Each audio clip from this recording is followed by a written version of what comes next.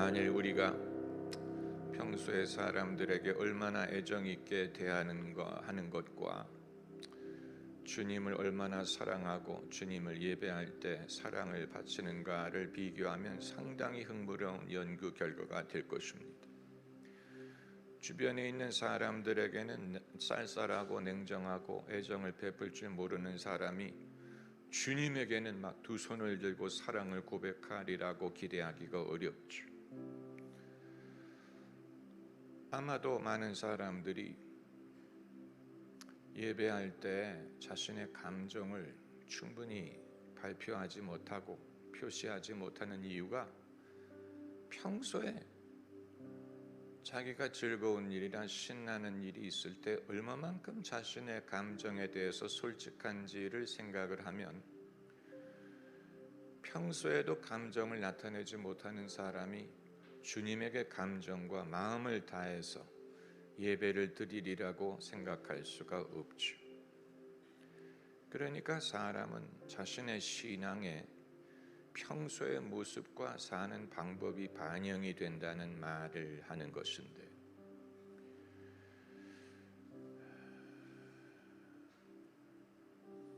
만약에 그것이 사실이라면 참으로 애석한 일입니다. 왜냐하면 나의 나됨이 나의 신앙을 제한할 수 있다는 것을 보여주는 것이기 때문에, 제가 이제껏 젊었을 때부터 신앙 훈련을 할 때 별도의 신앙 훈련이 아니고 그동안의 신앙 생활을 한 것이 저에게는 신앙 훈련이었어요. 어느 한때도 신앙 생활이 평탄하고 배운 게 없고 그냥 예사롭게 교회를 다닌 게 아니고 늘 이런저런 이슈를 가지고 씨름을 해야 했고, 또 제가 익숙하지 않은 것에 대해서 배워야 했고 적응을 하는 법을 배워야 했고, 그 모든 과정이 저에게는 신앙의 훈련이었습니다. 그런데 저의 신앙의 훈련에서 현저하게 뺄 수 없었던 현저한 요소는 익숙하지 않은 것들에 대한 접함과 거기에 대한 이해와 해석과 수용과 그리고 그것을 받아들여서 제 것을 만드는 것이었습니다. 사람이 다 제한된 환경에서 태어나서 살고 경험을 하는데, 그러나 신앙의 세계는 크고 넓고 광대하고 깊고 믿음을 사용하는 것과 하나님이 역사하시는 것을 기대하는 것은 엄청나게 거대한 일입니다. 만약에 우리의 신앙이 우리의 살아오던 방식과 내가 익숙하던 그 범주 한계 안에 머문다면 우리의 신앙은 참으로 얇고 작을 것입니다. 주님이 그것을 트기 위해서, 더 큰 신앙을 갖게 하기 위해, 크신 하나님을 수용하게 하기 위해 우리가 그동안에 살아왔던 그 한계를 트셔야 되는데, 여러분 젊었을 때부터 그 작업을 하지 않으면 나이가 들어서는 거의 힘듭니다. 왜냐하면 사람이 그것을 원하지 않습니다. 자기가 익숙하던, 사람이 나이가 들면 교회 옮기기 힘든 이유 중에 하나가 거기 있습니다. 내게 익숙한 세상이 여기 있고 익숙한 삶의 방식이 있는데 새로운 것을 배울 엄두가 나지 않는 것이지요. 예수께서 니고데모에게 내가 성령으로 거듭나지 않으면 이라고 말씀하신 것이 그런 것을 말씀하신 걸 겁니다. 왜냐하면 사람이 늙으면 어떻게 모친의 모태에 들어가 다시 날 수 있습니까? 라고 물어본 것을 보면, 니고데모의 질문은 사람이 늙으면 어떻게 새로운 걸 배울 수 있습니까? 라는 질문이었던 것 같은데, 예수께서는 어떤 인간의 의지로 변하는 것이 아닌 성령으로 거듭나는 영적인 변화를 말씀하셨죠.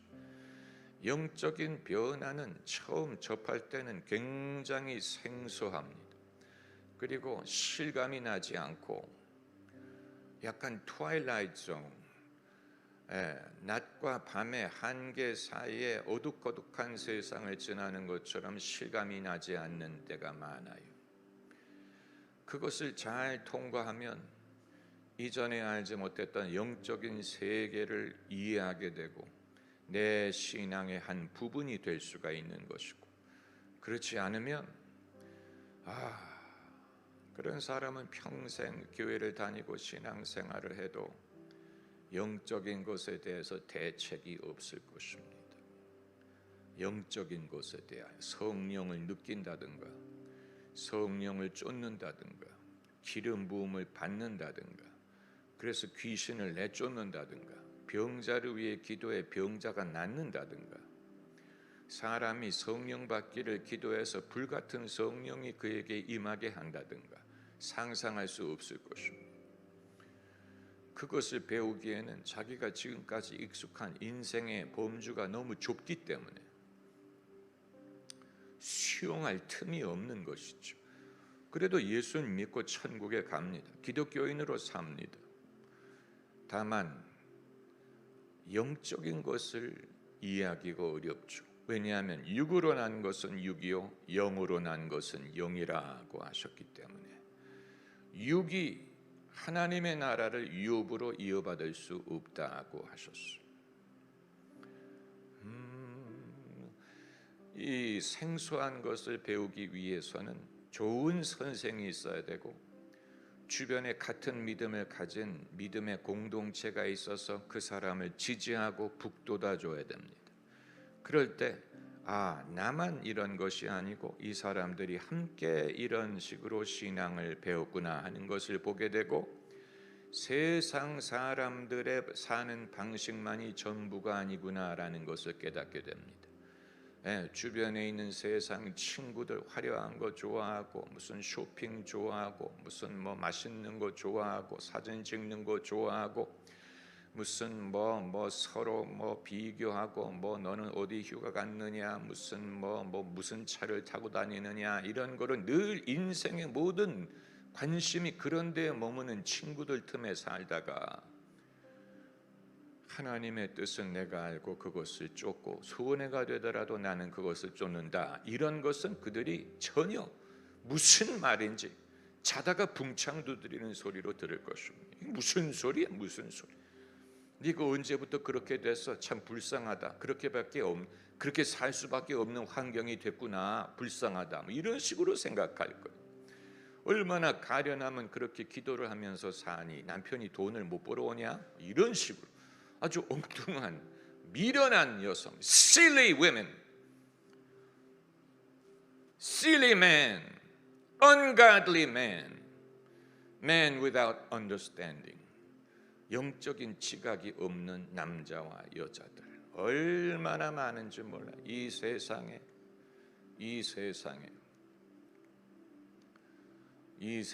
얼마나 많은지 몰라요. 참된 제자는 참으로 적습니다. 그 사실을 우리가 알면 우리가 하는 일들이 금방 진도가 나가지 않는 것처럼 보인다고 낙심하지 않습니다. 왜냐하면 빌립이 초자연적인 방법 중에서도 초자연적인 방법으로 한 사람을 전도했어요. 에티오피아 내시 한 사람, 그 사람이 예루살렘에 순례를 왔다가 고향으로 돌아가면서 간다게의 부하를 맡은 높은 지위에 있는 사람이기 때문에 말이 끄는 수레를 타고 가서 병거를 타고 가서 지금으로 하면 리무진을 타고 가는 사람이었어요. 그런데 초자연적인 방법 중에 초자연적인 방법으로 주님이 빌립으로 하여금 그 에티오피아 사람을 만나게 하시고 대화를 트게 하시고 전도하게 하셨어요. 단 한 명을 전도해, 단 한 명을 제자 만들고 세례를 줬어요. 1000명, 10,000명이어야 되지 않습니까? 그런 초자연적인 방법을 후비한 것 아니냐. 한 명 전도할 목적으로 천사가 나타나고 성령이 인도하시고, 그 비용에 비해서 결과가 너무 작지 않느냐. 그 정도의 영적인 비용을 지출했으면 10,000명, 10만 명은 예수님을 믿어야 그 비용에 이유가 있지 않느냐. 얼마나 많은 비용을 지출해서 그 일을 하신 것입니까? 그런데 한 사람을 전도하기 위해 한 사람의 역할이 그만큼 중요하고 진정한 제자가 그렇게 많은 게 아니에요. 주님이 숫자에 그렇게 연연하시는 것이 아니라는 것을 보여주는 것입니다. 또 베드로도 그런 경험을 했죠. 베드로도 초자연적인 방법 중에 초자연적인 방법으로 로마 백부장의 집을 찾아가게 된 것이 아닙니까? 베드로에게만 초자연적인 현상이 일어난 게 아니고 고넬료에게도 같은 시간에 초자연적인 현상이 일어나서 천사가 나타났다고 해서, 저는 천사가 저에게 나타나는 거 아직 경험해 본 적이 없어요. 어떤 경험일지 궁금해.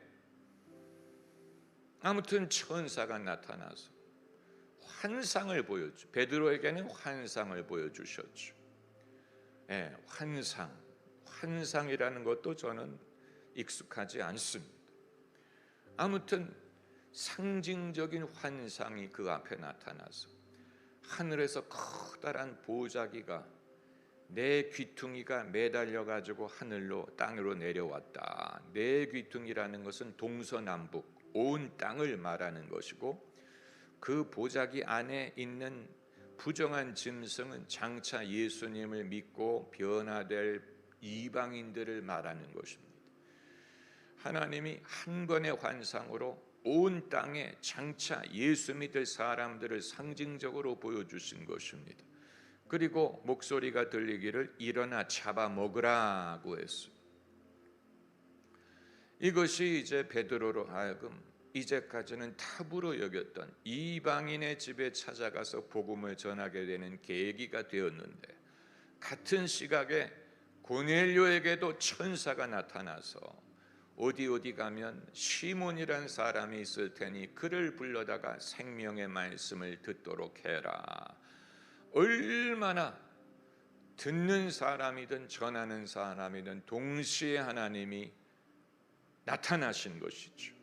초자연적인 방법 중에 초자연적인 방법. 여러분, 우리의 전도가 이런 식으로만 이루어질 수 있다면 사람들이 전도해도 안 믿습니다라고 우리가 낙심할 일이 없을 것입니다. 우리가 전도를 하려고 해도 사람들이 안 믿는 이유는 준비가 되지 않은 사람들, 준비되지 않은 사람들을 아무리 우리가 선한 의도를 갖고 찾아가서 믿으라 뭐를 나눠주고 해도 안 믿어. 반응을 안 해. 우리의 잘못이 아니에요. 우리가 부족해서 그 사람들이 안 믿는 게 아니고 믿을 의사가 없기 때문에 그런 것입니다. 주님도 그 사실을 아시는 것입니다. 만일 믿을 의사가 있고 믿을 준비가 되어 있다면 주님이 이런 초자연적인 방법을 통해서라도 우리를 인도하실 것입니다. 그런 일이 별로 없는 이유는 이 세상에 믿을 의사 있는 사람들이 별로 없기 때문에 그런 것입니다. 단순한 이유예요. 사람들이 별로 관심이 없는 거예요. 사방에 교회가 없어서, 당일 교회가 없어서 교회를 안 다니는 게 아니잖아요. 사방에 있는 게 교회인데, 인터넷이든 케이블 TV든 틀면 기독교 설교와 방송이 넘쳐나는데 들을 기회가 없어서 안 듣는 게 아니죠. 관심이 없기 때문에 안 돼요. 관심이 없는 것에 대해서는 주님도 어떻게 하실 수가 없어요. 주님도 어떻게 하실 수 없어요.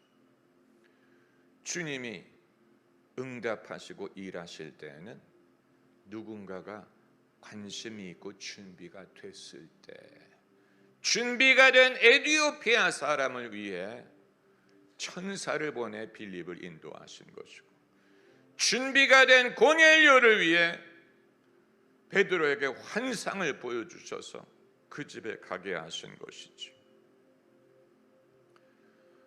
준비되고 원하는 사람이 참으로 귀합니다. 제가 초등학교 미션 스쿨을 다니고 주일학교를 그때부터 띄엄띄엄 다니고 캐나다에 이민 가서 한인교회를 다녔지만 그 경험만으로 예수님을 믿게 된 게 아니고 제 스스로가 나는 어떻게 하면 구원을 받을 수 있을까 하는 관심을 갖게 될 때까지 주님이 기다리시고 그 관심을 갖는 그날 예수님을 믿게 하셨어요. 그날 내가 어떻게 하면 구원을 받을까요? 여쭤본 그날 주님이 응답하셨어요. 다음 날도 아니, 그날 학교에서 집으로 가는 길에 내가 어떻게 하면 구원을 받을까 질문을 했더니 주님이 책가게에서 빌리그레아 목사님의 책을 본 기억이 나게 하셨어요. 그 길로 버스 타고 서점에 가서 그 책을 사가지고 와서 그날 저녁에 다 읽고 책 뒤에 예수님 영접하는 기도가 있어서 그 기도를 했어요. 그게 제가 예수님을 믿게 된 날. 주님이 그날까지 기다리시는 거예요. How can I become a Christian? 내가 어떻게 하면 구원을 받을 수 있습니까? 물어보시는 날까지 기다렸다가 그날 예수 믿게 하시는 거예요. 그러니까 주님이 역사를 하시지 않는 게 아니고 사람이 관심이 없는 것입니다. 모든 일에 관심이 없는 게 아니에요. 신령한 일, 신앙에 관심이 없는, 예수 그리스도에 대해서 관심이 없는 그 이외에 저는 관심이 너무 많죠. 무슨 주식이 어떻고, 무슨 부동산이 어떻고, 무슨 학원이 어떻고, 조기 유학이 어떻고, 요즘에 트렌디한 학원과 학교와 무슨 그 이외에 부끄러워서 말을 안 하는 별의별 일들이 많을 까. 피부에 뭐가 좋다느니, 주름살에 뭐가 좋다느니, 무슨 요즘에 어느 카페를 가면 무슨 연예인들이 많이 온다느니, 누가 어디서 사진을 찍어 인스타그램에 올렸는데 어디가 정말로 디저트가 맛이 있고 정말 멋지게 건물을 지어놨고 거기에서 내가 사진을 찍으면 이제 나도 행복의 반열에 오른다느니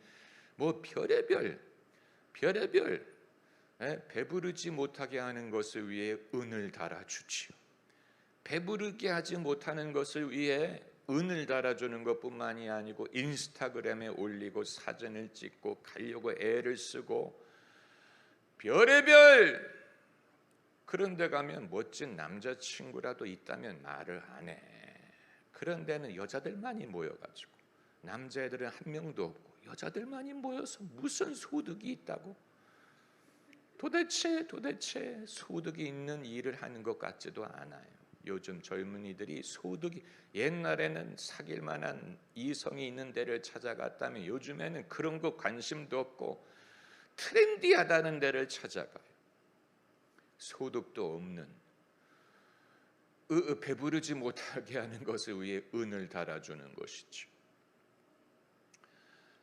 그런 사람은 주님께 와서 젖과 꿀을 사라. 젖과 무엇을 사라고 했죠? 젖과 포도주를 사라고 해서 젖과 포도주를 사라. 제가 늘 궁금하게 생각하는 것은 돈이 없는 자도 와서 사라고 했어. 무슨 돈으로 산다는 말입니까? 돈이 없다고 해놓고서는 와서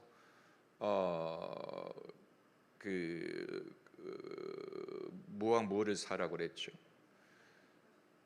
뭘 사라고 그랬어요?